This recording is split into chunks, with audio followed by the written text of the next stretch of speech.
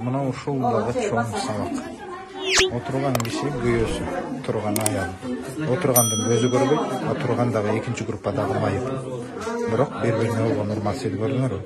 Көрбөгөн көз менен аялдын албаттын ийгиси.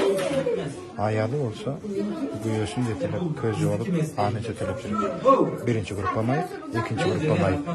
Достор, бактылуу жашагыла. Бири-бириңердин кадырыңарга, баркыңарга жетип жашагыла. Бул да бир сабак болсо.